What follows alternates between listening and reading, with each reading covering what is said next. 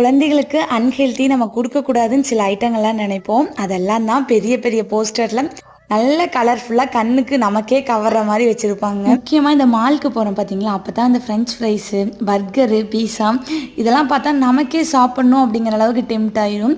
சஷ்வந்த் குட்டியும் அப்படி தான் அந்த ஃப்ரெஞ்ச் ஃப்ரைஸ் எல்லாமே சாப்பிட்டு பழகினார். அதனால் இன்றைக்கி ஈவினிங் ஸ்நாக்ஸ் நம்ம வீட்லையாவது கொஞ்சம் ஹெல்த்தியாக ரெடி பண்ணி கொடுக்கலான்னு சொல்லிட்டு உருளைக்கிழங்கு 2 எண்ணத்தை கட் பண்ணி வேக வச்சுருக்குங்க. கொஞ்சமாக சால்ட் ஆட் பண்ணி சைட்லேயே நைட் டின்னரும் ரெடி பண்ண ஆரம்பிச்சிட்டேங்க. இட்லியும் தண்ணி சாம்பாரும் தான். இட்லி தோசைக்கு சாம்பார் வைக்கிறோம் அப்படின்னா அந்த துவரம்பருப்பு கூட கொஞ்சமாக பாசிப்பருப்பு ஆட் பண்ணோம் அப்படின்னா டேஸ்ட் ரொம்பவே நல்லாயிருக்கும். எங்கள் வீட்டில் இட்லி அப்படின்னாலே சாம்பார் இல்லைன்னா தேங்காய் சட்னி தான் இருக்கும். ஃப்ரெஞ்ச் ஃப்ரைஸ் கடையில் வாங்கும்போது நல்லா கிறிஸ்பியாக இருக்கும். அதுக்கு என்ன காரணம்னு பார்த்தீங்கன்னா இந்த கார்ன்ஃப்ளவர் மாவு தான்.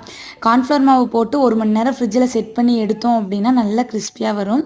நான் போட்டதும் உடனே தான் பொரிச்சேன். நான் அதுவுமே நல்லா கிறிஸ்பியாக இருக்குங்க. ஒன்ஸ் ட்ரை பண்ணி பாருங்கள், ரொம்ப நல்லாயிருக்கும்.